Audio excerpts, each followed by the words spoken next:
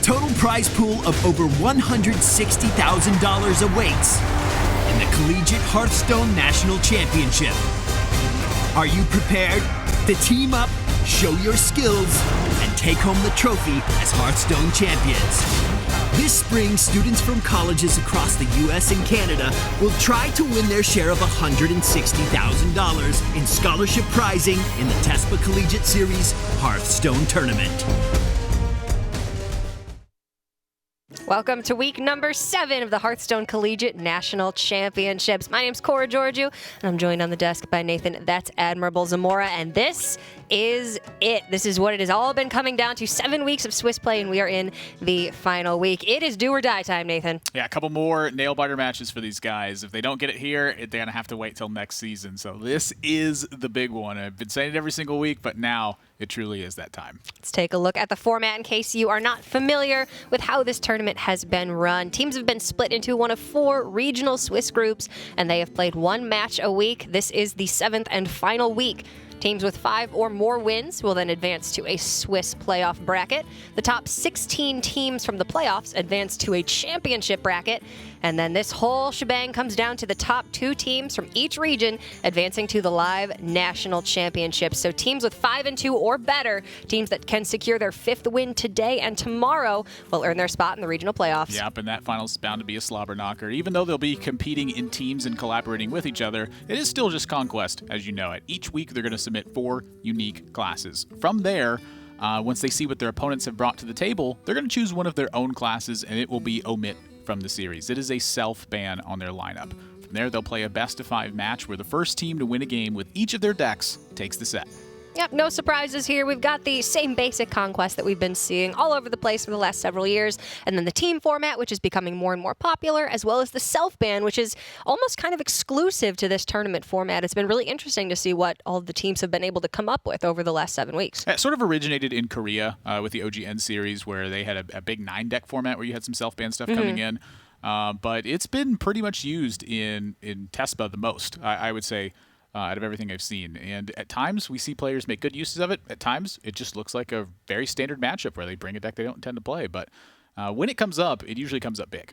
Well, this is crunch time. It's going to be interesting to see what the teams can do. Let's take a look at our schedule for today and tomorrow. We're going to be the South and West regions for today. Chapel Hill will be taking on NC State first. Then UC San Diego up against Cal, and UBC taking on Alberta. Tomorrow it's going to be East and North. George Wash taking on Penn State. Colorado State up against Miami, Ohio. And then Robert Morris will be taking on Waterloo. Yeah, our first and third matches today are decider matches. In the UC San Diego versus Cal, those teams are both 5-1, so they're simply battling for seeding at that point. But in the first and third matches, it is time. This is the clutch. You got to win. Let's take a look at the regional map for the South region. Our teams are University of North Carolina, Chapel Hill taking on North Carolina State. Chapel Hill is 47th ranked in the South region. Carolina State is 50th. So both teams are 4-2. Chapel Hill has a 15-11 game record, and North Carolina State has a 10-7. Whichever one of these teams manages to win this best-of-5 conquest match is moving on to the regional playoffs. Yeah, and kind of when you look at the standings here and you're seeing down through 52nd and even below that, at that 4-2 record, it kind of gives you a scope of the scale that this tournament really was. I mean, after 6 weeks of play, we have more than 50 teams who have still battle in them to try to get to this point. That is a crazy amount to think about. There's plenty of teams who have already secured their spot, but there's just so many of them vying for that position. You know, it's a shame we can only watch a couple of them every single week, but there's hundreds of schools competing in this event. Yeah, I mean, this is only the South region. There are 4 regions, over 800 schools from, 800 teams actually from schools all across the United States and Canada. So it is an incredible scope. And if you have any questions that you want to ask us, things that you want to, say who you're supporting, what school, what team, tweet at Team Tespa, go on Facebook /Team Tespa. And if your question is chosen to be featured on stream, then you do receive the Dollar on Flame card back. Woo. It is a nice one. Yep. It's free, too. It's free. Free is a big deal to me. The cost is one quality question that we answer on stream. And that's it. Could be a lot worse than that. Let's look at our first match of the day. It is, of course, University of North Carolina, Chapel Hill, taking on North Carolina State University. Yeah, I've been looking at the metagame really closely since the balance change as well, with Buccaneer moving down to 1 health and Spirit Claws going up to 2 cost. Those cards have very much been falling out of a lot of lineups, and during the heroic brawl that happened this week, a lot of strong players get their hands dirty and try to get those 12 win marks. I noticed a lot more Druid was in the mix when I was playing them. I actually ran into StrifeCrow playing Druid. Oh, really? At some point during that. And every single stream I watched, every single time I tuned in somewhere or looked on Twitter for 12-win lists, very few Pirates were in the mix. Some of the tried and true aggro players were still getting in there with Pirates, myself included. But for the most part, it has tended to slow down a bit. Yeah, I actually had 2 pretty decent runs with Jade Druid and Dragon Priest, so more mid-range decks really starting to emerge. This is University of North Carolina, Chapel Hill, Sundance, Jay Willie, and Crusher 99. Well, I'll be. Might have some Overwatch in his future. It just looks like an Overwatch player to me. I don't know what about it, but I can definitely see where you're coming from. Yeah. Sundance. I mean, that photo looks like it's kind of been in the sun, black and white. That's what Sun does. Or does Sun make it blue and white guy. Or black and white? I feel like it makes it blue and white. I am not a photographer. I'm not the person to go to for these, but you know what? Somebody out there I'm sure knows. This is North Carolina State University, Skama, Regalope, and Corn Dog. Woo! Computer science, industrial engineering, and computer science. I just picture Corn Dog like skiing down a mountain slope, and he's like, "Woo! Forgot my ski mask." That's just what that looked like to me. Oh, man. Ready to game. Ready to game indeed. Really lax attitudes considering what's at stake for these two. Yeah. Smiles in the past several weeks, we've seen teams that are, completely decked out. We've gotten, teams at their own fireside gatherings. It's been really, really intense, especially coming down to the last several weeks. Yeah, I mean, you could see it in, not you could kind of see it, you could definitely see it in some of the teams where they were taking it very seriously, and you could tell this meant a lot to them.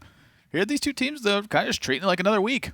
I don't know. Maybe that's a good tactic. Don't think about it. If you don't put that much pressure on yourself, maybe you'll just perform at your best. We'll have to see what happens. So University of North Carolina, Chapel Hill has banned away their mage, and North Carolina State has banned their warlock. Yeah, I think the mage ban here for North Carolina just makes a lot of sense. There's Druid, Priest, and Warlock on the other side.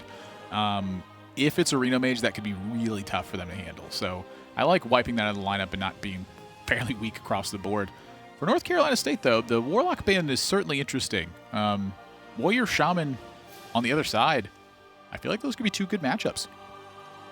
Yeah, Reno Warlock has definitely been more popular than Reno Mage in recent weeks. The Tempo Mage we've actually been seeing emerge over the Reno Mage, so I'm not surprised to see that one get banned out. Reno Lock, I mean, it may just come down to a comfort thing. Maybe North Carolina State's not as comfortable with Reno Lock. They'd rather play Jade Druid and Dragon Priest, which are maybe a little bit more similar as far as, curve out play style. And then Pirate Warrior, which even with the loss of Small Time Buccaneers is still strong, just not quite as strong as it was. There's definitely a lot to be said when you said comfort pick as well. I think in the last week, you're going to see teams kind of go one of 2 directions, which is number 1, really take their time and sit into their strong suit, or number 2, take very big risks. What they've been doing so far, maybe not working as well as they'd hoped, and this could be the time to do it. It's do or die. In Chapel Hill, we're seeing some of that way early on. That is a Silent Knight and a Shadow Sensei in their opening hand. This looks like an arena deck. It has been developing. This is a stealthed aggro rogue deck. I saw a lot of this in the Heroic Brawl. It's really interesting. It's still very aggressive. You're still going to see pirates. Occasionally you'll see murlocs in the build. But the Silent Knight and the Shadow Sensei, it buffs so the Shadow Sensei buffs a stealth minion for +2/+2. So you're essentially guaranteeing yourself either some favorable trades or 4 damage that your opponent has to remove, and it's kind of difficult. Yeah, at what cost, though? I mean, 3 mana, 2/2, and, not the strongest thing in the world. And as you mentioned with Pirates, where there's Pirates played, there's bound to be a patches in the opening hand, because this is the Hearthstone Collegiate National Championship. That card is probably... What would it be without patches in the hand? I feel like it's been drawn more in this event than just about anywhere else in the world. Every time it feels like Gonna need to drop some numbers on this, but I think you could be right. I'd like to see some data on it. Pretty slow opening hand for NC State. They have more of a build hand coming in here with Turn 2 Fiery War Axe, then the upgrade that will ensure them 12 points of damage, 3 for Bash is 15. Still quite a ways away. Typically Chapel Hill with Rogue, they're not going to have ways to effectively protect their life total. So if NC State can just relentlessly push damage, that's a good way to win. And that's 10 more. So now they're about 5 damage off of killing them if they actually get time to use all these, and the attack now will make it 6. The bash in the list does lead me to believe that we might be seeing Naga Corsair and no Mortal Strike. So that's going to mean that NC State's damage threshold is going to be a little bit lower, especially damage from hand. But for Rogue, they don't run taunts, they don't run heal, they don't have armor gain, so... Maybe this stealth build has a Defender of Argus in it. Try to take advantage of the fact that you can get minions on board relatively uncontested. In NC State, we see them teching the Acidic Swampoos. Not very good in this matchup, and certainly aimed at Shaman and Warrior. Here, that's just a 3-2, and Chapel Hill builds a Murloc as well. This deck is crazy. Yeah, so it's definitely the aggressive Murloc build with the inclusion of some stealth mechanics. It's certainly becoming more and more popular, but still a little bit unusual. I feel like this deck's going to play really similarly to Tempo Mage as well, where you're not necessarily looking to have incredibly fast starts. You're looking for one big swing around turn 4 or turn 5. Now, the size of that swing is fairly limited, but it's usually pretty significant. And certainly against Pirate Warrior, which has very limited minion resources. And if you can shut those down when you're at a high enough life total, swing the board into your favor, certainly you can close the game out in 2 turns or so. Yeah, I'd say that one of the big benefits they have going for them here is that they've drawn Cold Blood. Cold Blood's certain to be doing some work in this matchup. Chapel Hill needs to race NC State at some point. It's really going to boil down to that. NC State has very few ways to effectively interact with a Divine Shield minion at this point. They're pretty much on the damage plan. Well, and they've got great ways to accomplish that. The Arcanite Reaper, 10 damage for 5 mana, pretty much guaranteed because the Rogue doesn't usually run taunts. A little bit awkward this turn for NC State. They want to use the Bloodsail Cultist and get the value from the upgrade mechanic off of the Battlecry. They'd have to play it on the same turn with the Raider if they did that. Yeah, Patches, I think, is the main benefit here to their turn. The Ooze actually really set off Chapel Hill from being able to get their game plan going and chip into the damage. And then not only that, but they get to armor up. And I think that's pretty significant when it looks like your opponent needs to race you in this spot. I mean, they are very close to outright killing Chapel Hill in the next couple of turns. Chapel Hill has to take care of the board, and they have to start delivering damage. Well, Shadow Sensei could come down right here. I am a little bit concerned for their ability to follow up, though. I mean, I look at Chapel Hill's spot and I go, can they get minions on board, deal with the board, and make a push? And I just don't think that's in the cards with this particular hand. Ooh, that is rough. They're going to hold the board from here, but if NC State can close out this game in 3 turns, Chapel Hill's not going to be able to beat them there. Yeah. Now, that Dread Corsair is actually a pretty significant draw, because that's going to allow NC State to upgrade the Arcanite Reaper on the following turn with just the 3 mana. They're not going to have to invest anything else. So in the case they need to bash, maybe they're just run into a double Cold Blood turn. Yeah. What they don't need right now is a taunt. That card is strictly there to act as an activator. It's a 0 for the mana upgrade, essentially. So Chapel Hill's got to get 32 damage and what will be at least 35 from the bash in what looks like 2 turns here. Well, they're starting to put it together. I mean, that is 16 damage. And they have Eviscerate and SI7 Agent in hand right now. So this is possible. Like, if they draw any spell they can cast for 1 or less mana, they are representing a lot. And so the taunt here should end up being relevant in that case. Would that just finish it? 9, 10, 11, 12. 12. Don't have Very the mana to close. do everything, but I think the time is nigh.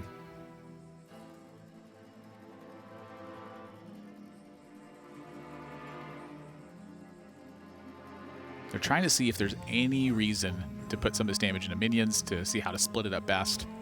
But for the most part, it's you throw the cards out, you deal the damage, you hope that's good enough. Well, if you've got the Cultist upgrade on the weapon over 2 turns, you may be able to throw the bash onto a bluegill here if you're feeling really, really pressured, which they are.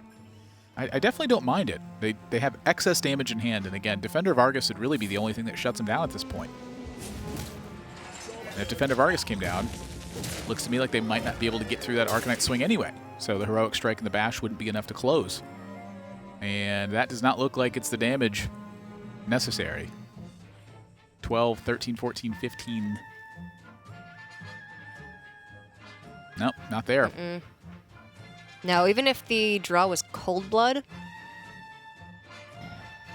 They just can't split the damage up ideally. It's just awkward. That's the big key here.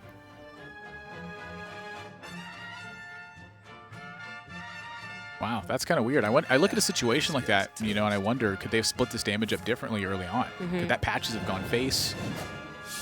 Should they have swung the board with the Shadow Sensei a little bit differently, maybe? I don't know. It's tough to say. I don't know that they really could have. Silent Knight came down on 3, Shadow Sensei on 4. The Knight traded into the Raider, and the Patches traded the Patches. I don't know. It was... Yeah, NC State just had it one turn earlier than Chapel Hill, but that's what Pirate Warrior does best, especially against Rogue. So NC State is going to take game number 1. But I'm excited we get to see a little bit more of this Rogue deck.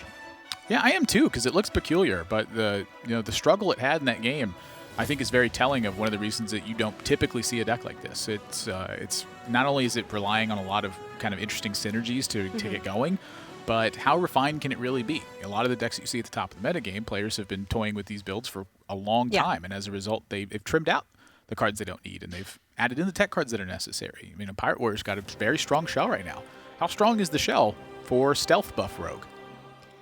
Well, it certainly hasn't had as much time to be fleshed out since the balance changes were only a few weeks back. Pirate Warrior has gotten weaker, meaning that Rogue can step up and try to take a bigger section of the meta. I don't think the stealth mechanic is really representative of much of the deck. I think it's aggro Rogue is as a shell, and then you just throw in the Silent Knight and maybe a Shadow Sensei or 2. I don't know. At most, I can see it being 4 cards. But then you think, well, what 4 cards did you remove? Maybe those 4 cards would be more useful. Yeah, Shadow Sensei is definitely on the top of my list for peculiar and questionable cards. But maybe not terrible. I don't know. I think it has potential. In your final week, when you're playing for the do or die, do you want potentially not terrible, or do you want decks that we know have been performing very well? That does leave you more predictable in that instance, so there is something to be said for that. Oftentimes we've heard teams in the interview talk about how they scouted their opponents the previous week, and that's why they brought something. Maybe they'd scouted out something from this team and could pinpoint that there was a deck that was weak to something like this. Maybe they're trying to target a specific deck here. That looks like it's going to do really well versus Druid and Priest. I'm curious about what the Warrior and Druid look like if that's the case, though. I mean, there's a lot of different stuff going on here. I'm not saying that I have no faith in it, but it's certainly that's the game for me to look at if they lose this series. Was that a contributing factor? Well, they're going to have to pick up a win with it if they want to take this series and move their way into the regional playoff section of this tournament. So we'll just have to see if the Murloc Rogue can put up and really show us the power of the stealth. But this one is going to be the Pirate Warrior for Chapel Hill and the Priest for NC State. Yeah, but NC State, now that's 2 tech choices that they have dedicated specifically to counter weapon style strategies. The Defender of Argus showing up in the Dragon Priest build is not an uncommon choice, but I would say it's the least popular of the tech choices there. Yeah. It's meant to simply put taunts in the way in the face of weapons and use that as their major recovery mechanic. They do have Worm Restoration early on, but they're missing that Dragon. Need Dragon for the buffs. Chapel Hill, they're going to have to fight for board at some point in this game. They do not have the liberty of simply being recklessly aggressive. They have to pay heed to NC State's board potential. And here they're doing exactly that. Going to clear off the Northshire Cleric, prevent NC State from getting any draws with that. Sacrifice 3 damage, but it's well worth it in the long run. Very nice draw for NC State. One more Dragon would be great for them.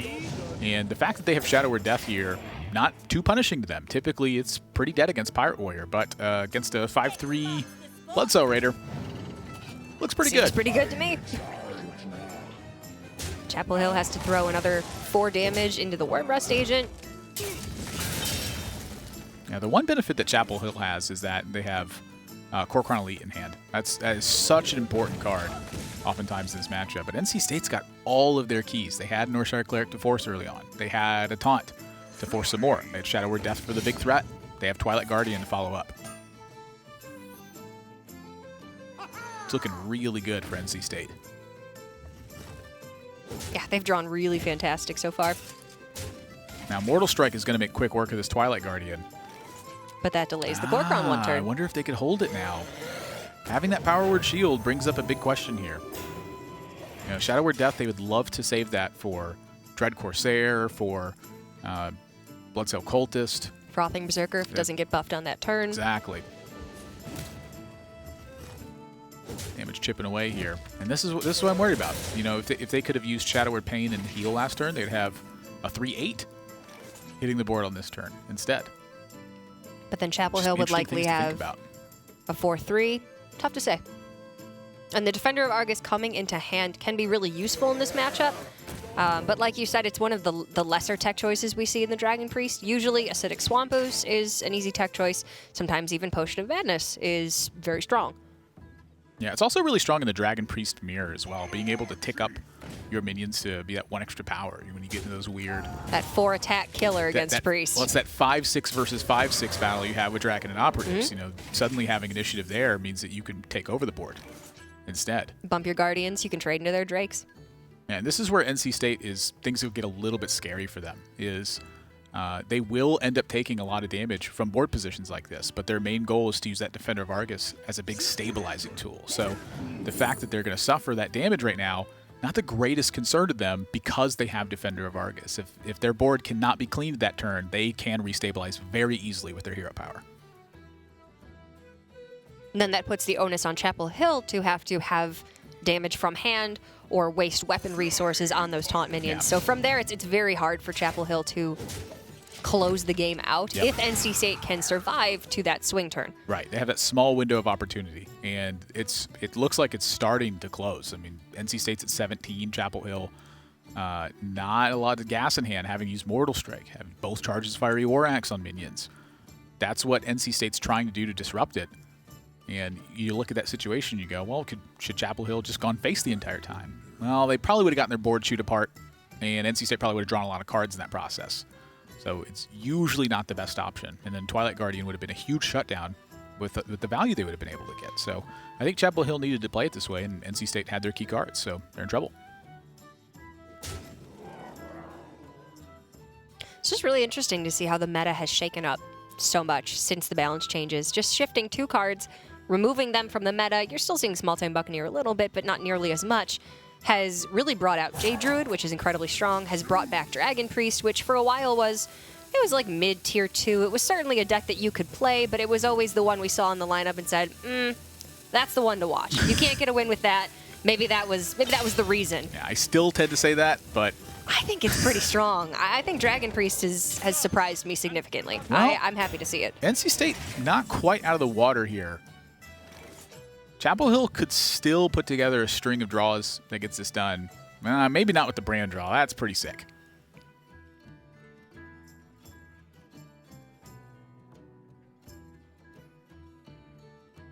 I'm curious how they're going to end up using this, because to me, I mean, brand Defender of Argus looks incredibly strong, but you know they are operating on a fairly limited life total here, so maybe they have to sacrifice something, use a weaker Defender of Argus, and start getting hero powers. Brand fits the curve really nicely with the Argus. You could also Argus Pain if you want 2 taunts. And then follow that up with Power Word Shield. I think that's a priority for them. If you were to brand Argus, you would taunt the brand. Yeah, for sure. Okay. Well then, yeah, I mean, you wouldn't be able to remove both This makes minions. perfect sense. Just Power Word Shield and gotta draw the extra cards. And here they're trying to just simply prevent the Draconid Operative from dying to bash, something like that. You've seen 1 Mortal Strike already, so you know double Mortal Strike from hand can't kill you. This poor Dread Corsair. Now the Frothing Berserker's not so poor. He's pretty good. He's going to absorb a couple of attacks, but Chapel Hill's now out of cards. Well, can a Bookworm just come down on the Berserker? Not, and they didn't draw a Dragon. Well, they have another Spite Historian, so it would give up their hero power this turn, but Chapel Hill having 0 cards, I'm not sure they fear that right now. No, you're not afraid. And honestly, they might just be able to push damage. They have to think about the risk of what it leaves up. Your Nazal's first mate on the taunt side gets answered, was the Frothing Berserker going to kill you? But they're very close to killing Chapel Hill. I mean, Chapel Hill's at 14 right now. They're going to go to 16 next turn, but... Their life total is 12 and below, though. They have the 2 armor, so they're at 14 essentially, but Mortal Strike is active for 6 now. Yeah. So how relevant is that going to be for NC State? Probably not too much because they've seen one already. Yeah, the choice on the dragon here doesn't matter. The big one is that they're just getting a dragon. So take out the Frothing Berserker, figure out how you want to kill the Dread Corsair, move from there. Probably just running both minions, honestly. Last thing you want to do is leave yourself completely dead to Mortal Strike. If they choose to use their weapon to kill this. Wow, look at that. Just no attacks. Oh, my. Ooh. Well, suddenly things got really scary. And they couldn't have prevented Arcanite Reaper from being strong against them. Unless they had Brand on if they had Brand on the previous turn, they might have been able to do something. But now they're just dead. They can't deliver lethal. They can't protect their life. Wow. Second Arcanite Reaper was the magic draw. Yeah, they needed some way to have damage over 2 or 3 turns, and short of 2 or 3 great draws in a row, Arcanite Reaper is just the easy way to do it. So Chapel Hill going to tie up this series 1-1. Both warriors are out of it now. Yep. We've got the aggro warriors gone, and now we can Still focus a pretty on good some deck. other stuff. It's still a pretty good deck. Now, granted, they drew the second Arcanite Reaper, which it was perfect. They needed that. But I'll tell you what, that's what the deck's designed to do. Play out your early stuff, draw your big stuff, hope that they're dead by that point. And even more so now, because you don't have Small-Time Buccaneer, you have to sort of put your faith in the cards a little bit more, I suppose, that you draw well in those clutch moments. And Dragon Priest is really good against Pirate Warrior. It has that swing turn and then can stabilize from there. But sometimes Pirate Warrior is just going to do its thing. There's not much you can do about it. So now it is all tied up 1-1. I do think that it's a pretty reasonable matchup against Pirate Warrior, but me personally, I struggle to see the consistency of Dragon Priest versus Pirate Warrior. They have so many tools early on that are strong. You have Wormrust Agent and Twilight Whelp, and sometimes those are almost liabilities at times. If your opponent gets the right hand, say that they have Fiery War Axe, and then they just have ways to upgrade the weapon. We're seeing a lot of Blackwing Technician in the Priest. They're just trying to have these efficient minions that can trade well and then have that swing turn and stabilize from there. But without a great draw, it's tough. It's sort of what Priest comes down to. Without a great draw, it's always going to be kind of tough. Yeah. The light shall bring victory.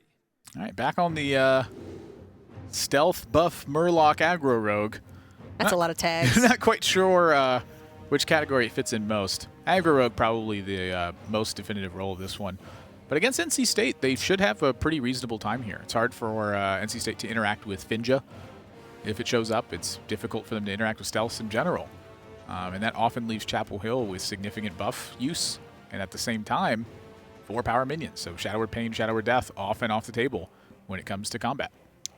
But Shadow Sensei is looking pretty good now. 4 mana, 4/4, giving you a Divine Shield 4/4 against Priest. You know me, how hard is it to be good versus Priest? Am I right? No comment. No comment, Nathan. Did well in Onog. Finja shows up. So does Twilight Darkmender. It's pretty good for Chapel Hill, honestly. It's just a 5 mana, 6/5. Yeah. Well, maybe there's a Cthulhu in deck. maybe Who not knows? so good with the Shadow Word Death draw, but That's not coming down on 5 anyway. yeah, as far as they're concerned, that's just a 6/5. I'll take that from my Swashbuckler. Easy turn here for Chapel Hill as well. Northshire Cleric is a pretty much must-kill card in a lot of situations.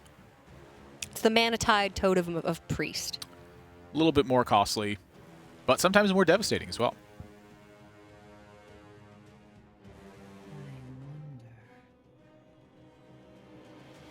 Chapel Hill going to take their time. Like we said, this is the final week. Whichever of these teams wins this match does get their spot in the regional playoffs. So it's important that you take your time. Yeah, don't want to give away information here either. Maybe there's a couple different choices you have. Debate between a minion and killing this, perhaps. Anytime that you can give the illusion you have more options than you really do, makes it tougher for your opponent to read the hand. It's all about the mind games. They go into this turn and instantly backstab and use their hero power. I think that tells NC State a lot more. Maybe they're thinking about trading in the board too. What do these 1/1s really do at the end of the day? If your opponent has another North Shadow Cleric to follow up, maybe they're a liability. Shaku's looking great for them next turn, though. That card's beating. Wow, if they drew Shadow Sensei, that'd actually be really sick. Oh yeah, I guess I forgot about Shaku the Collector. Yeah. Turn that into a 4/5 stealth. It's pretty good versus pretty Priest. And it's important that it curves out. You go stealth minion on 3, then if you have Sensei on 4, works really well. I don't know. Woo. I don't hate it. NC State, no play on 3 either, even with coin. So if they don't draw something fairly significant, this could be the start of the downturn. Rogue's a deck that you have to keep up with. If you don't keep up with Rogue, they eventually get way far ahead. And Finge is on the horizon as well. So I think NC State's actually in a bit of trouble here. Well, Miracle Rogue is Oh, very right. strong against Priest. Really interesting. So How does Aggro Rogue line up? against Priest? Yeah. Yeah, it's comes down to key draws for NC State usually. If they're not able to restrict the board, Chapel Hill can eventually find a Cold Blood opening. You have to have those early minions, got to have early disruption. Hope that you have Blackwing Corruptor, Holy Nova, clean up some boards in the right spot. Oh my gosh. That is a huge draw. Chapel, the celebration. Come on, that's cool. It is cool, but this is the key here, is Blackwing Corruptor. Need to be able to swing this board back. That card's good. Yeah, Blackwing Corruptor's good. Yeah. That's a good card. And then you're looking at Finja with Murloc Warleader in hand. They do have Defender of Argus in the deck. Yeah, again, I don't think too surprised. You have stealth minions. You're weak to aggression. Good to have something to shore it up. I'm just really wondering what you removed from the Aggro Rogue build then to put in Shadow Sensei, Defender of Argus. Maybe you don't have Shadow Step Leroy? So, I mean, I can't imagine that being in here with the way this game plan works. And to me, it looks like the game plan is win with the board advantage, not just You're not with the going for heavy reckless aggression. burst. Yeah. Finja is a problem for NC State, though. That is always a card you got to worry about. Especially with the Murloc Warleader in hand for Chapel Hill. They're looking to play Finja and back it up with more Murlocs on turn 6.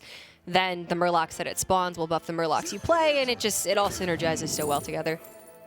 Oh, they do have Leroy. Not a surprise to see Leroy, but certainly a card I might have expected to get cut. Guess it just depends on how No Argent Horse Rider for aggressive sure. you want to be. Yeah. We saw Swashbuckler, we saw Patches. Saw SI. NC State going to take the Leroy, too. I like this choice. Priest definitely lacks burst damage potential. If they get anywhere close, that could do it. And that's a second That's Murloc awesome. Warleader. Oh, that's just game over. There's no way that NC State's going to win from here. I mean, Double Warleader, they need Finja kills the Dragonfire Potion. operative. Yeah, this is sick. This is really sick. Then you get 2 6/3 bluegills. The Finja lives. No, the Finja dies. No, the Finja lives. No, it's dead. Gets a Both Warleaders oh, are no, plus it's 2 a plus 1. Yeah. Oh yeah, my. Finja lives. I mean, I'm not sure what the weight is here. This is as good as it gets. That was Jin. Never played Jin. But from all your references, I imagine it's much like double Murloc Warleader on turn 6 after It's- Finja turn 5. It's about top decking. Is what, is what Ah, it really yes. is. It's a great Indeed. top decking game.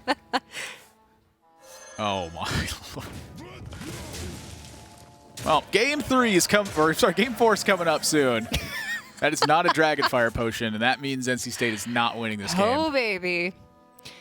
Yeah, no. That is insane. Just a ragtag crew of Murlocs suddenly.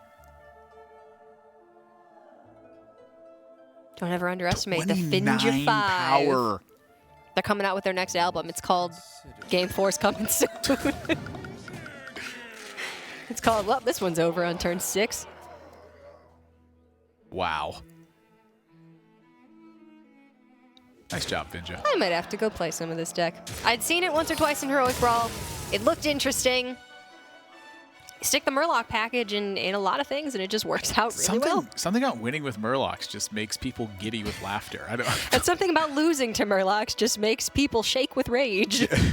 I mean, or giddy with laughter. I mean, Something about I don't know what it is. I remember way early on. It's just so silly. You're losing to things that go as they kill you. Like the earliest in Hearthstone, Murlocs were like the thing. They were everywhere, and you would play against it and go, I don't know how to beat this deck. Like they're just a ton of Murlocs and they all kill me. For me, it's just the concept of if I ran into a Murloc in a back alley, would I be afraid? No, I wouldn't. If you ran into It's 4 just Murlocs so in a back silly. alley. Well, then now that's a gang. Yeah. And yeah, that's kind of scary. And you don't know if you're running into Finger or not. You can't even see him. It's true. He's stealthed. My goodness. Well, University of North Carolina, Chapel Hill, up 2-1.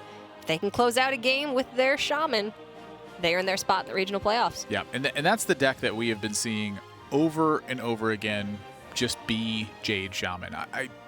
We've seen a handful of aggro Shamans in the collegiate championship. Just period. There's been like a couple. Every single time it's been mid-range Jade. How does that fare against Druid and Priest? I mean, even if they're slightly negative on both those matchups, they're still at a favorite to take the set. I would say the mid-range Jade Shaman against the Druid is actually slightly favored. They just have such strong early game, it can be very hard for the Druid to keep up. And against the Priest, if you spiral Jades against Priest, you're going to win the game. But Priest has an easier time keeping up in the early game. So maybe one slightly favored, one slightly unfavored. But like you said, even if both are unfavored, you still have a positive chance to win the series. I would definitely say that Druid is probably the stronger of the two matchups for Jade Shaman, just because you are able to pressure them before they're able to pressure you. And being that one step ahead on Jade means that you're the one who's attacking their face, they're the one who's then attacking your minion. Like that's a recipe for disaster when you're both equally matched. Against the Priest, however, their removal is seeded in damage. It's weapons, it's Maelstrom Portal, it's Lightning Storm, it's Jade Lightning. All those can line up pretty poorly in some situations where the Priest just has a lot of health buffs on the minions that are there. Yeah. They get to just continuously attack over and over again. It's very difficult to get any value from Manatide Totem, a very key card in a lot of the value battles. So against Priest, I would expect them to struggle just a little bit unless the opening is just poor from the Dragon Priest. Well, question.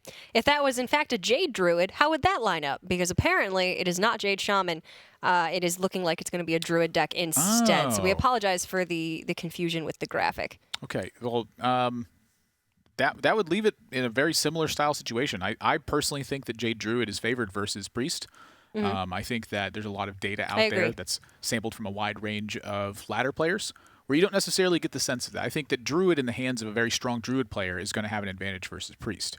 But it is a little bit tricky to play. It's not just slam down your Jade things and hope that it works.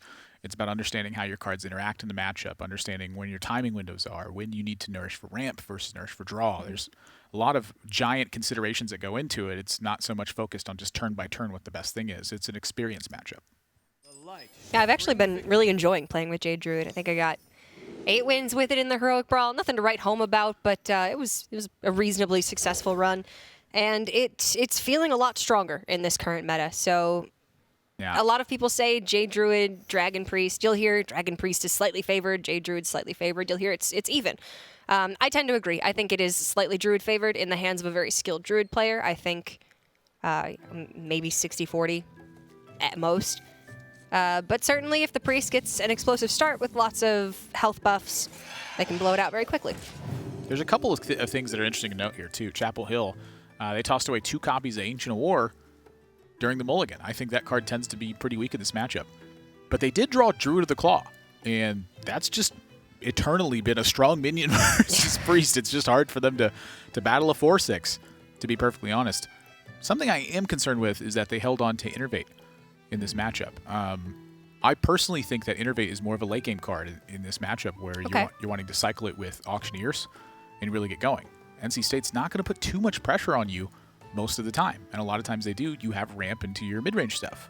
So having the Innervate early on can draw options away from what you would normally have, because how quickly do you need to get on board? Turn 2 and turn 3, I think, are more oftentimes you're looking for Wild Growth for Jade Blossom.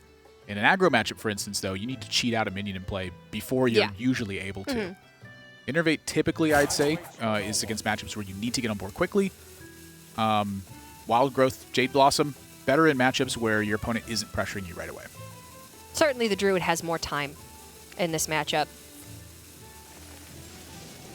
But I guess the Innervate Jade Blossom puts them on 3 the following turn. Maybe they can find a bit of a better curve this way. Yeah, this is a really interesting play too here, because they're effectively giving up the idea that the Jade minion could do anything. Oftentimes will be the case in this matchup. But now suddenly Druid of the Claw on the following turn isn't an option. I really like this from NC State because at first glance you say, okay, you run in the Whelp, you heal, then you have board again. The Druid really needs to pressure in this matchup. They are going to win if they're able to put stats on board and spiral the game very quickly. And that just means, in a lot of cases, sacrificing trades and instead pushing damage. Yeah, I totally agree with that. I think it's very important against Jade Druid to recognize when you need to attack minions and when you don't. Here, NC State needs to attack minions because they need to draw cards to pick up options. But for the most part, they should be driving damage whenever it's possible and not costing them very much. Their health total isn't worth nearly as much as Chapel Hill's is.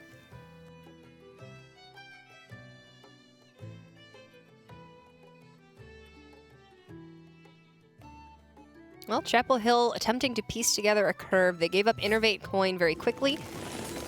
And now they're drawing into some more reactive cards. Looks like they're just going to, Jade, get bored. And this is right. You look at the 5-drops they have. Those are 2 very good cards against Priest. Looks like they've seized the board at this point. If NC State wants to keep the Twilight Whelp alive through the smaller minions on board, it means they're going to be using half their mana this turn. The one real reprieve they have is that they have Dragonfire Potion. I think that's a really big one in the mid-stage of this matchup. It's pretty much only good early on or when your opponent is still fighting you for board. It certainly is. It'll give them 1 turn of reset, essentially, but it also gives initiative over to your opponent. So if NC State Dragonfires, even if they clear off the board, if Chapel Hill can respond with a Jade card or 2, then NC State's put back in exactly the same position they were in. Yeah, it's tough. I mean, Jades definitely make board clears look a little bit worse. Unless Jades you're playing make everything into the look a board little clear. bit worse. Unless you're playing into the board clear. Yes. Yeah. Like after the board clear, definitely a lot better than playing into it. It's something you should try to... Pro tip. Avoid losing all of your minions to your opponent's giant board sweeping effects. If your opponent is going into turn 7 and they're a tempo mage and they've got Flame Strike, try not to play 4 health minions. Yeah, but if they don't have Flame Strike, you should play everything. Play all the minions. So you got to figure that out. That's the tough part. That's not our job. That's yours. When we see both hands, we can call it like we see it. It always reminds me of those life hack things where like they just give you terrible advice on how to handle everyday situations. You've been peeling a banana wrong your whole life. I'm like, I get think it I've open been doing in 2.5 okay. seconds, man. I think I'm peeling the banana fine. You should open it from the bottom. No, I really think the top is okay. Yeah. I mean, it still gets open. Either way, the end result is the same. Big infomercial. Do you struggle daily with opening bananas? Well, now that you say it, 2 easy payments of $29.95. Yeah, I do struggle with opening bananas.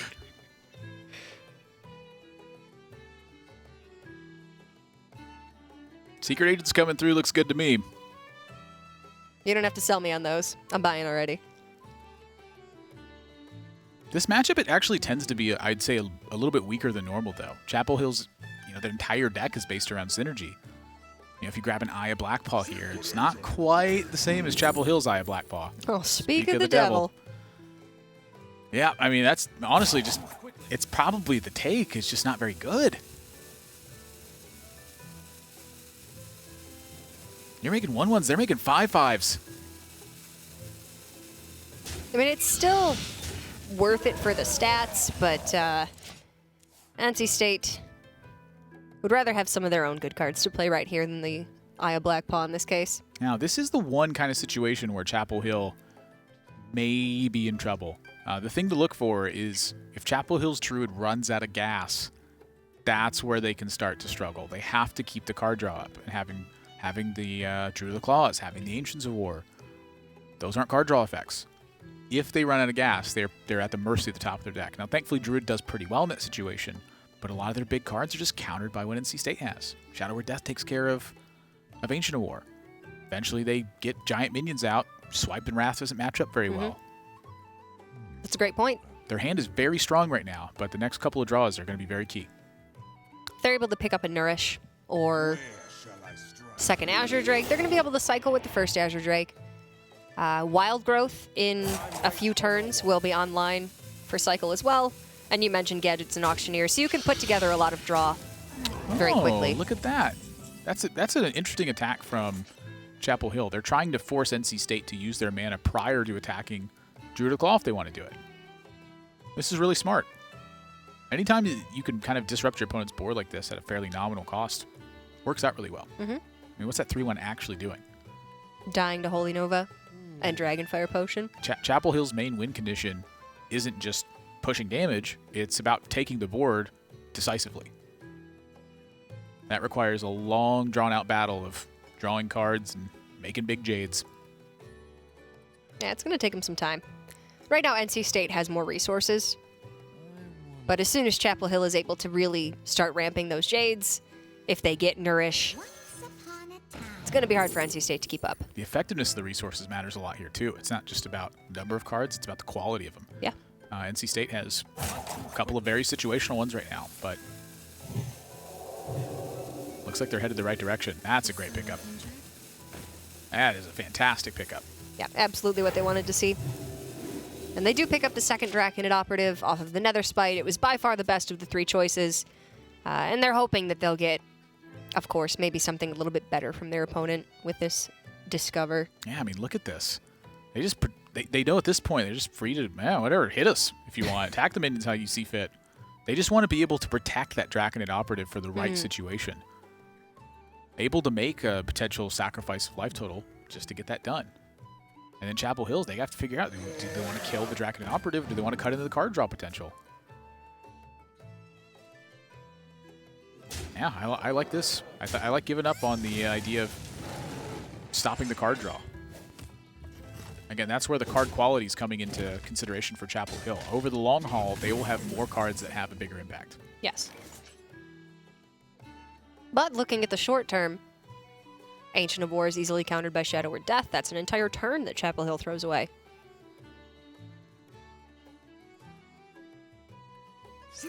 Ancients of War are just such a big liability in this matchup. Now it's definitely a swipe take. They've thrown Azure Drake. Yeah, Swipe's fantastic. Your opponent's Jades haven't ramped too much, so you can still find removal for the mid-level 5-6 health Jade minions. Yeah, the big Swipe's key here. gonna help. Is that swipe their own? Oh my. Well, that's a big one too. It allows them to take out this Draconid Operative. That's really what NC State's relying on here too. Chapel Hill really understands the matchup last turn where they just simply wiped out the 5-6. If they do that again this turn, they're going to be in great shape. Here, though, I mean, at this point, two of the cards in NC State's hand are definitely Druid cards, or cards from your deck, rather. But the next 6 cards are fresh, and you haven't seen them play them. I think that this Ancient of War here, Chapel Hill missed an opportunity to make a hand read. See that NC State's just trying to build board tension over and over again, take out that Draconid Operative, start clocking away. Well, maybe they were worried. Had they gone with a swipe, they would have removed the Operative and the Cleric, but then they would have developed nothing of their own. I think so that's fine. maybe you don't want to give initiative to the Dragon Priest. I can understand that. It looks like to me they're just concerned with making their strongest play Yeah. at every step of the way, but you know, those strong plays, they do eventually take into account context. It's a little bit odd to me that they put so much emphasis on the Draconid Operative the turn previous, and then so little on it this turn. It's, you know, all intents and purposes, it's the same board state. And here, this is an interesting choice. I mean, Operative looks like the take to me, but I don't know. I think Nefarian has some real I'm merit. Nefarian, yeah. Or Deathwing. I mean, that's if your opponent goes all in on Jade board, and then they have no cards in hand, maybe Deathwing's the only way you come back. It could be. Mulch is certainly a card you have to think about. Chapel Hill could have been thinking about this too. Once they've seen one Shadow or Death, what's the likelihood of a second one? You know, maybe this is simply a multi-turn setup to get out an Ancient of War. Try to take the board back over 2 turns.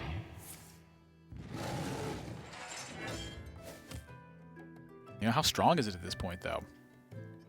Swipe could have killed a Draconid operative.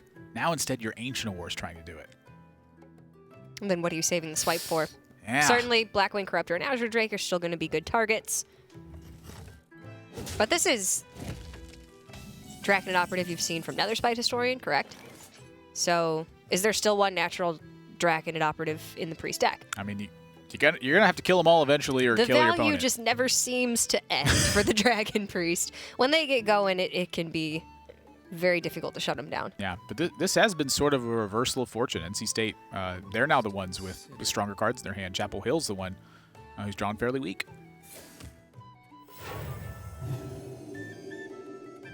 Well, unfortunately, that's what happens a lot of the time when you don't get wild growth in your opening hand. It did have the Jade Blossom, but it's Ancients of War. They came back to be a liability this game. Is that an Aya? That'd be nice. Indeed. It's a good draw. And my question is, do they have the time to set it up this turn? Because Swipe Feral Rage looks awfully appealing. Just leave something on board is the problem.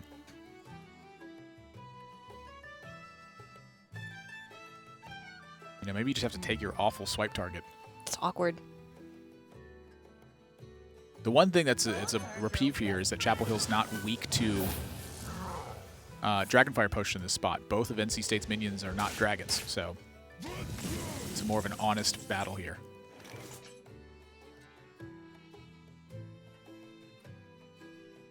A lot of options for NC State.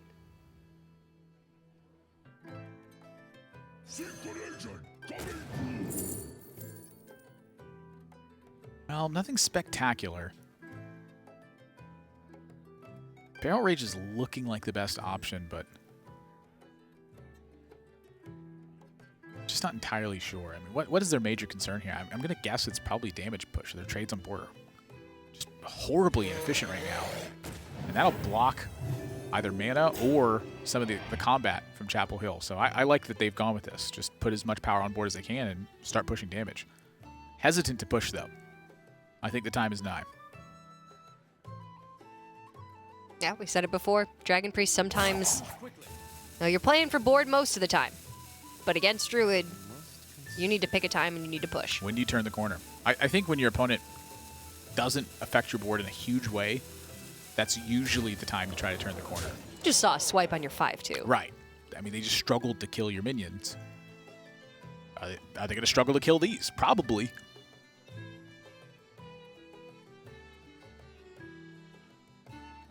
I think with the Dragonfire Potion in hand, too, it certainly gives NC State maybe a little bit more liberty. Yeah, you can make a big argument for pushing in that state, because what ends up happening is this Chapel Hill just makes more Jades, and slowly runs over your board. You've gotten in a lot of damage on them, and then you Dragonfire Potion to clear the board, hope that they miss a turn.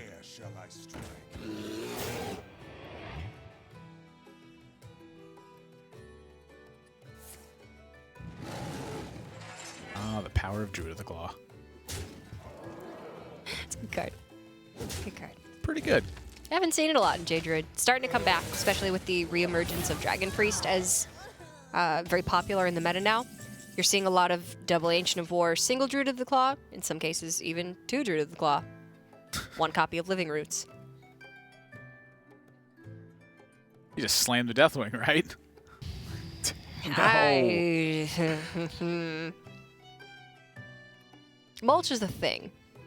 And you need to be very conscious of that. I think if you can clear a board with Dragonfire Potion, you do. So they can't do that here. Leave up a 6-1. All of their options are just split up so poorly. Clunky.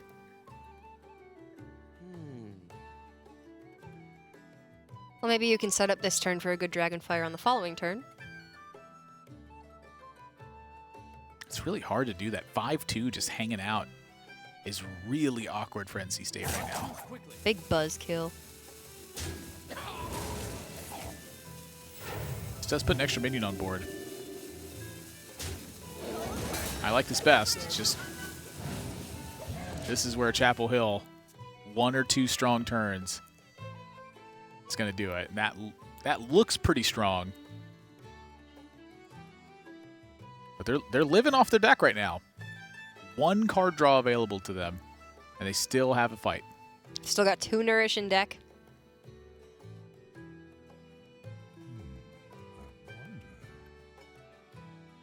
I can see Chapel Hill turning this around very easily. I would definitely say they're in the lead at this point. It's gone back and forth a bit. If NC State does end up committing to the Deathwing, Chapel Hill will need to find removal for it. Their deck's, it's getting pretty thin. Yeah, there's a chance that they maybe only have 1 copy of Mulch, or, you know, in some instances, maybe 0. It's possible.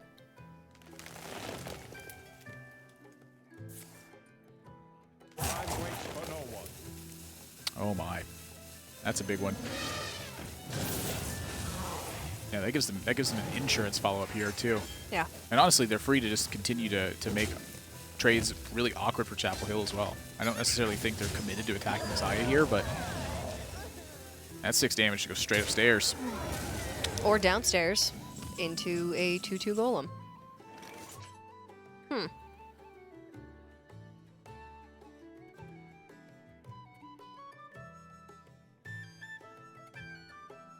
Wow, I'm really surprised by that.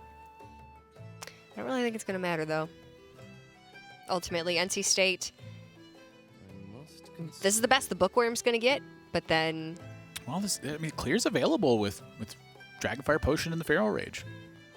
Problem is the reload from Chapel Hill at that point, so... Then maybe if they reload...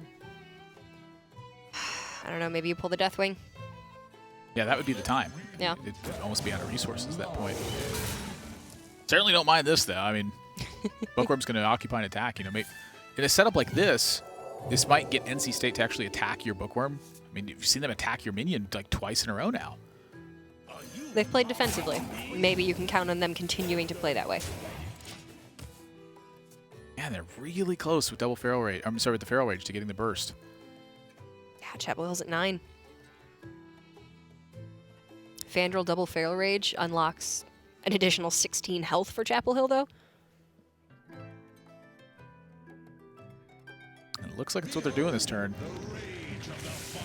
Yeah, they're going to hold the Jade Behemoth. I think this is wise, too. I mean, they have so much on board. Why commit more than is necessary to get the job done? And the double Feral Rage just lines up so nicely into the Bookworm. They've traded last turn. Likely they're going to do it again. It's almost too perfect to pass up. Yeah, protects her 6-2 in this spot, too.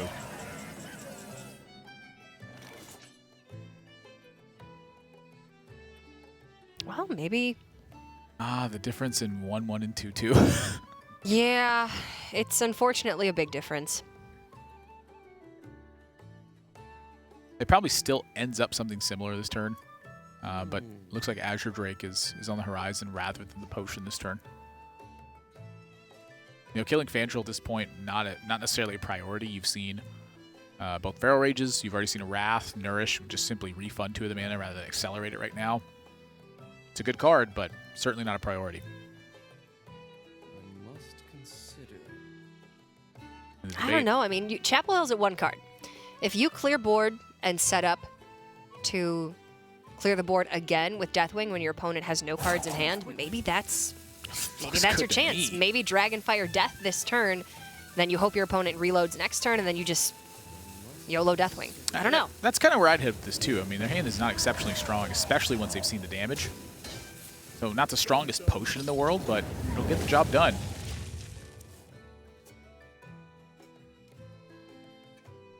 Yeah, when they see this 8-8, that's almost certainly going to spell Deathwing. I mean, Deathwing at that point is getting 14, 15 health out of the board. You know, kind of annoying you got to discard your cards, but turning an Azure Drake and a Feral Rage into a 12-12 that deals 14 damage. Yeah, throw the Holy Nova in there. They're glad to burn that one. Well, that was actually one of their better draws this turn because it means they get to Deathwing really easily. yeah.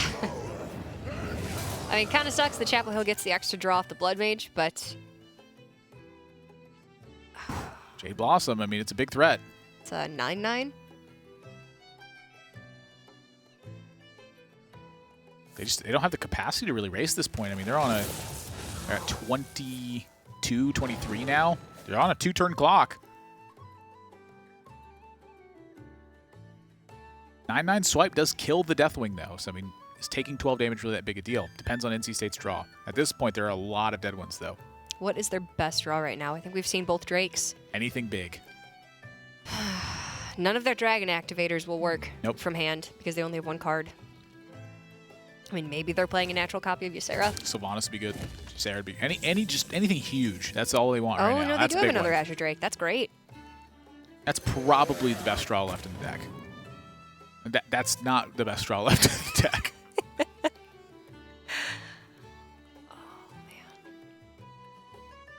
That's the reason you don't really see Deathwing show up in these lists to begin with, is because all the Priest ones require you to have synergy. It's a value-oriented game plan rather than a tempo-oriented game plan. I mean, tempo comes into it, but that's mostly just to buy more value. Oh, that's the worst draw in their deck. Yep, I mean, the heat's on now. That's probably enough to start securing it for NC State. They have this uncontested Azure Drake. And NC State, I mean, they need to really consider just simply playing the Twilight Guardian next turn. And that'll make it way easier. Woo, doggy! Chapel Hill's got, looks like less than 5 cards left in their deck. I haven't seen either Nourish from them. Oof. And that's not going to help. Game 5. That was back and forth. I mean, it came down to a couple key turns. I think Chapel Hill certainly should not have played the Ancient War when they did. On step 1, I think that set them way far behind to the Shadow Word Death. I mean, you know, their goal needs to be to have Ancient of War get massive value in this matchup. When they gave away that tempo, it meant that the second Ancient of War was having to play cleanup, and they had to use more resources after that. When they ignored the second Draconid Operative, if they took out that Draconid Operative, that's so much less damage that NC State buys in that situation. I think that the game plan for Druid was just, it was kind of going all over the place. They deviated multiple times throughout the matchup, and I think that set them at a disadvantage. It's very difficult to pave the way for an entirely safe Ancient of War, especially when your Jades are still below 5. I don't know. It's tough to say whether that would have given them the gas that they needed to be able to close out the game. Certainly Deathwing is going to be the MVP of that game because it was really what allowed NC State to take the board back and close the game out. And now it's all coming down to a Jade Druid mirror. Yeah, this is a big one too. We saw no mulch in University of North Carolina's deck. I mean, it could have been in those bottom cards, but mulch is a pretty good one in this matchup. When those Jades get big, that's your one ability to tempo swing the large Jade mechanic. We didn't see Nourish. We didn't see second Jade Idol, Gadgetson, or mulch. And it looked like they had very few cards left. Did we see them mulligan away in Nourish? I feel like they mulliganed away in Nourish. Okay, I'm hopeful that they have Nourish in the deck. I think they mulliganed away Wrath, impossible actually. that you don't have it. I don't know. They kept Innervate. Likely that they have at least one copy of Nourish in the deck. Jade Druid needs to draw somehow. We did see Blood Mage Thalnos. That's not an automatic inclusion. Did we see Bran from their side either? No, we didn't. I don't think that's a lot of cards that, you know, some of them had to go. Yeah, I don't think we saw Bran at any point in that matchup either. I mean, they possibly all just tucked in the bottom of the list there. But it's possible. 2 Ancients of War, 2 Druid of the Claws, and a Blood Mage. You got to make cuts to have those be in there. And there's still 2 Feral Rages. Yeah, and no Living Roots. They're clearly dedicated towards fighting aggro on a mid-scale battle, where they sacrifice some of the early game and then try to just make all that potential up. Where did those cuts happen? And again, we didn't see Living Roots. I think Living Roots is a very common one to cut. I don't think it's a necessary card, unless you expect to face a lot of aggro decks, in which case I don't know why you'd play Druid in that situation. But those tools missing, it's going to come a lot down to how NC State has built their Druid. If they have a lot of those tech cards in the matchup, if they have double Mulch, if they have double Nourish, I don't think that double Nourish, I mean, if they have Auctioneer, those are really big cards in slow battles. We've been seeing some cases where Druids are just completely cutting Gadgets and Auctioneer. Instead, you're opting for double Ancient of War, double Druid of the Claw, and you're saying, well, I'm gonna ramp out the old-fashioned way. My only draw is gonna be Nourish and Azure Drake, and that's gonna be enough. NC State, however, does have the Gadgets in hand, and we see mulch for them as well. Yeah, the one thing they're missing here is ramp, though. This should be a full mulligan for NC State. And Chapel Hill, I mean, this is a fantastic looking opening hand. I don't really see getting rid of any of these cards. No, that's That's pretty much exactly what you're looking for in the mirror. NC State's list already looking very different. We see Living Roots and Raven Idol. Yeah, when you have Auctioneer, you will tend to include those as well. So having all the heavier minions would make sense for Chapel Hill to have cut Auctioneer. You don't have as many ways to cycle. Yeah. Which that means it makes more sense in them for the previous game to keep on Innervate. They don't have a ton to do with that card. NC State here, though, they're lacking ramp. They're lacking card draw. If you hard mulligan for Jade Blossom, Wild Growth, Innervate, it's very likely that you hit one of those cards. Yeah. Again, this is a matchup I feel Innervate not necessarily super important. And for NC State, they have Auctioneer, so definitely makes a lot more sense for them to want to save that card for key situations. And Azure Drake's looking mighty tempting, though. Your opponent's going into turn 4. It's very weak to swipe, but you need to find better cards. Yeah, the key is what they do afterwards, too. You know, if they choose to use the Azure Drake now, what even is their turn 3 in that event? So Raven Idol now would just simply float one of those mana. Well, maybe you Raven Idol, you pick up Jade Blossom, use Innervate then. Or Wild Growth, use Coin. You can also just drop Azure Drake in a turn where it's kind of awkward for your opponent to use Swipe.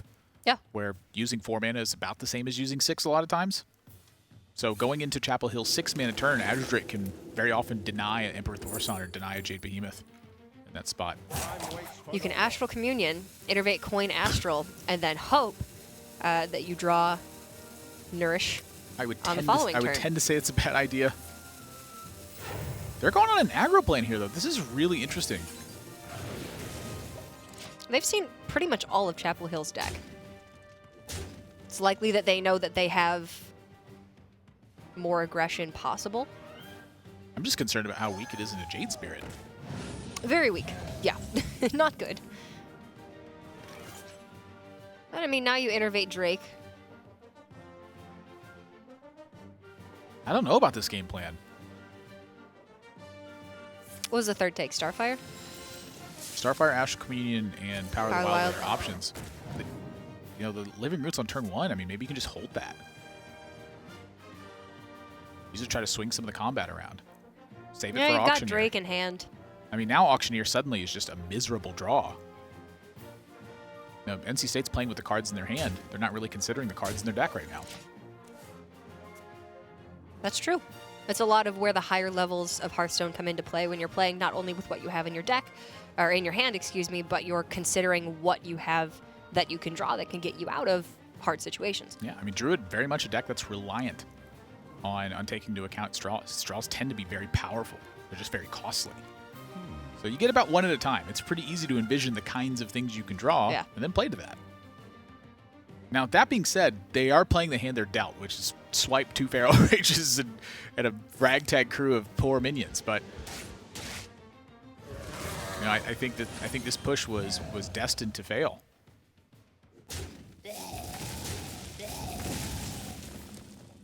Wouldn't be the first time a ragtag crew came together and made magic happen. But I don't know that this is the League of Extraordinary Jade Golems. That movie was terrible, wasn't it? That movie was awesome. You would think that. That was so good. Come on, it's funny. We were just having a discussion before this about how we both like bad movies. You have to give a little bit of respect to it. I mean, I like good movies, too. I mean, yeah. Also like bad movies. And the Jade train's rolling for Chapel Hill. NC State has yet to get underway with it. So even though they have more cards right now, the average draw from Chapel Hill is currently stronger than the average draw from NC State. Oh, that's not a bad draw. It's something to do, but yeah, 3 more Jade Idols in your deck. Those are bad draws. Yikes. I'm very concerned for NC State at the point. Their hand is just so weak. I'm very concerned for the state of your game.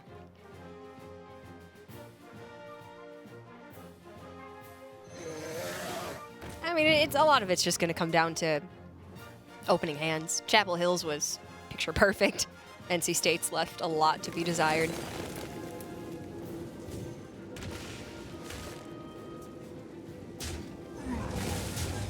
Just Up here. I mean, I guess there's something to be considered too. Is Chapel Hill's got Druid of the Claws in there.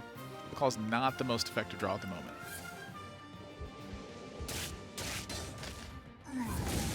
Well, back to parity. Yeah, the second Jade Idol picked up was not the worst thing in the world. Now Chapel Hill's sitting on a lot of removal.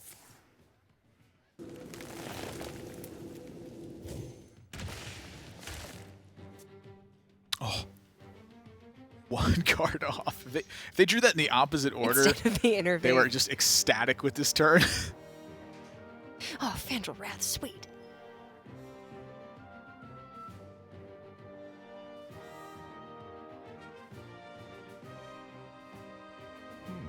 Can't play Empty Fandral because Feral Rage Hero Power shuts that down very quickly. I'm curious if they need to. That's really the big thing to look at here. You can Fandral, Innervate, Druid of the Claw. 4/6 taunt charge. Sounds good to me.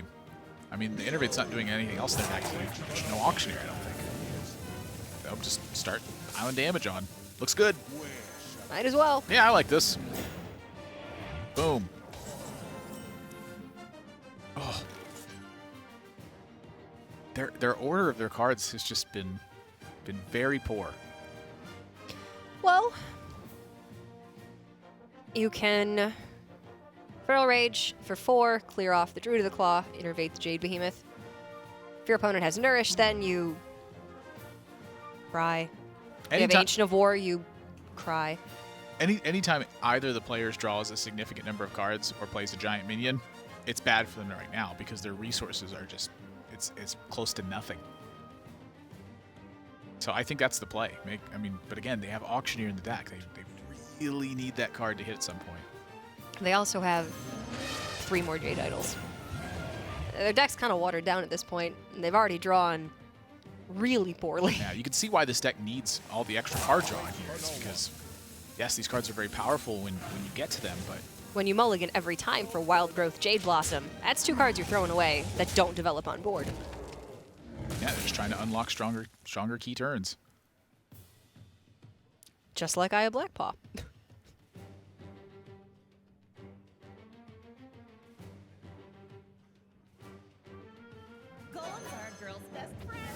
It's definitely good. All right, so Fandral's done his job, it looks like. NC State. Still some strong draws, though. That happens to not really be one of them. Oh, baby. Where did this fall apart? I mean, their opening hand was Living Roots, Raven Idol, Innervate, Druid of the Claw. They chose to Living Roots and they chose to take Power of the Wild and use that.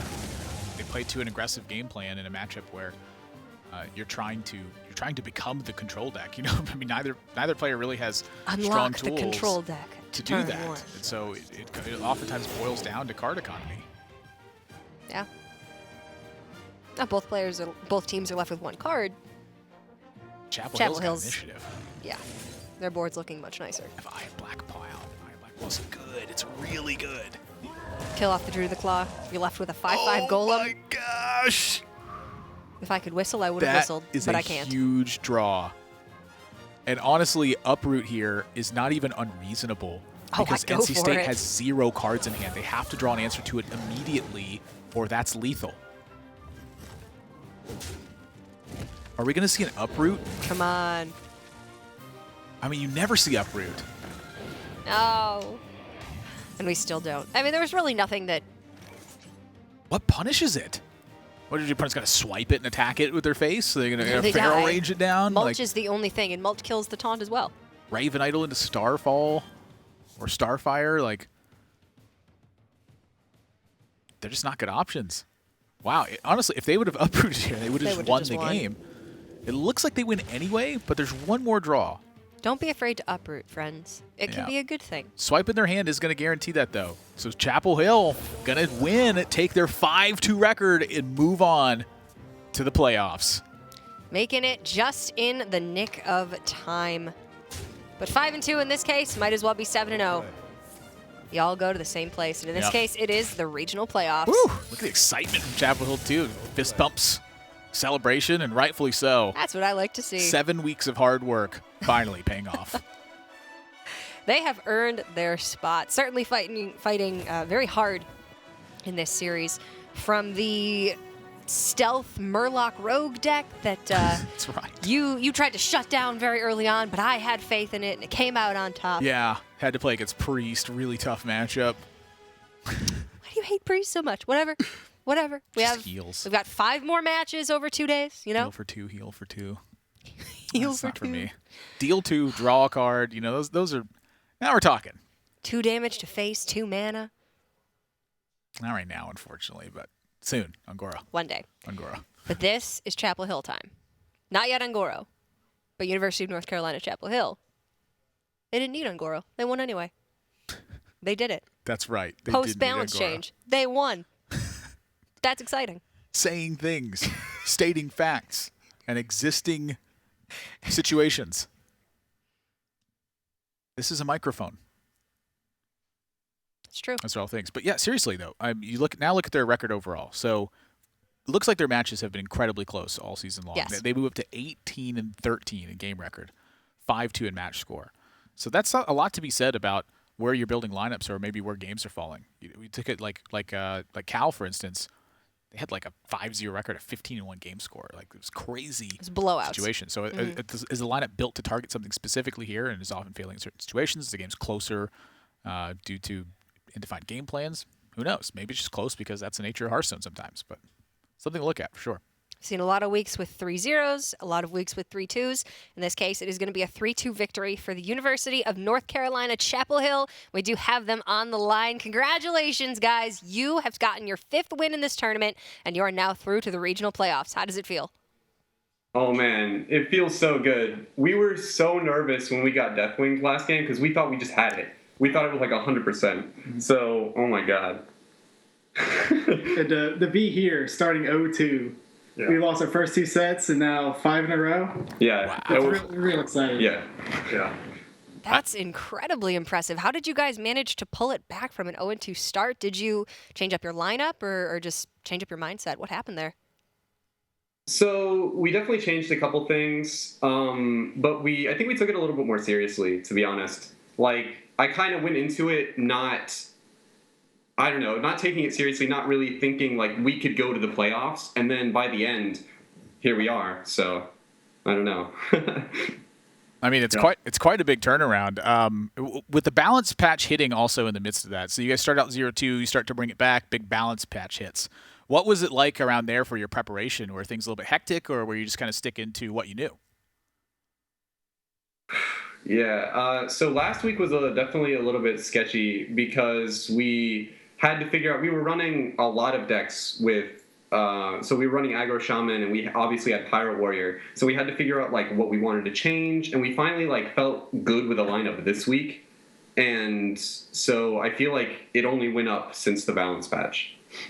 Yeah, that was a big deal, having changed Aggro Shaman, because that was just an automatic include, and so we had to make changes, and we found something that worked here, so it was fun. Well, maybe all you needed was a little bit of creativity. So tell us what the esports scene at Chapel Hill is like. There are only 2 teams representing your school in this tournament. Is there a lot of people who play Hearthstone, or is it kind of just you guys? So we haven't actually met all the other guys on the other team that play Hearthstone. But one of them was a good friend of mine, and he asked if we wanted to make a team, and this is kind of like a ragtag team we put together. The Hearthstone team, the Hearthstone scene isn't big. We see a lot of people around campus playing, but I don't think the esports part of it isn't really there. Well, we've certainly seen it developing at plenty of universities and colleges all across the country and Canada, so hopefully it will eventually develop at your school too. There was just one deck that Admirable and I were a little bit split on. It is the Murloc Rogue with the stealth mechanics. Where did you find that, and what was your inspiration for bringing that? I liked it. So since the balance patch, I've seen a bunch of people playing that type of deck, and I experimented with it on ladder, and so I started the deck and I named the deck Please Be Bad. And then I think I went 25-3 or something. And I was like, all right, I guess it's good. Yeah, we were all here making it and playing it for the first time, and we thought it would be a joke. We thought it would be terrible. Then we went 2 or 3 hours, we didn't lose a game. Yeah. Well, I'm sold. Look, I like Shaku a lot. I mean, I got no problem with that card. Silent Night. Yeah. It's great. It's fun. That's a fun one. Well, congratulations, guys. Is there anything else you want to say? Maybe anybody you want to give a shout out to? I mean, shout out to all the people I know are watching right now. I shouted this out on social media, and shout out to all the North Carolina guys watching, and obviously my family who might be watching. Who knows? Yeah, family friends. I just want to say, feels good being NC State. Go Tar Heels. Yeah, go Tar Heels. That's the spirit I love to see. Congratulations, guys. Best of luck in the regional playoffs. You have earned your spot. Thanks. Thank you so much, guys. They seem like a great group of guys. I'm excited to see what they can do with the rest of this tournament. I like to hear about the complete turnaround. Yeah. Started out 0-2. You're like, we're down and out. No, they started taking it seriously, buckled down, strung together 5 straight match wins. That's incredibly impressive. No wonder their game record was looking so shot. They I bet lost the first I two. bet those first 2 weeks were really shaky. Yeah. Low expectations, start taking it seriously, practice a little bit, boom, playoffs. They managed to turn it around, got some confidence, and Imagine now if they won the whole thing. that would be a story indeed. I'm excited to see what they bring to the rest of this tournament. We do have our first tweet of the week. This one comes to us from @TriviallyTravis. We all know BM Kibler has the famous Shiro. Do you have any pets? What are their names? #Tespa. This is a great question. It is a great question. I have a Labradoodle. His name is Finn, and he's about 9 months old now.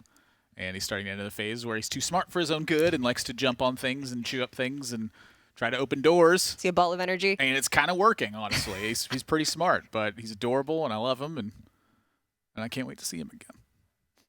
I have a cat. His name is Radar. He is obnoxious, and he takes my bed as soon as I get out of it in the morning, so there's cat hair everywhere. I used to have a pup, but she passed away last year, so sorry. that's okay. It's a good 10 years with the pup. But Radar is more than enough for my family right now, and I've been traveling so much that it would be kind of hard. I also have a plant. His name is Edgar Allan Plant, and he's great. I water him once every 2 weeks. So if there's any questions that you would love to ask us, tweet at Team Tespa, go on Facebook /Team Tespa. And if your question is chosen to be featured on the stream, then you do receive the Dalaran Flame card back. 1 question equals 1 card back. If it's chosen. That's true. Yeah. We don't have that Maybe many it could card be like backs. 6 questions Yeah. equals 1 card back. But, math it out. It's worth it. It's worth it. Let's take a look at the schedule. So we just saw Chapel Hill 3-2 over NC State. They did secure their win and their spot in the regional playoffs. Up next, we're going to have UC San Diego taking on Cal. We will be right back with our next match of the day right after this.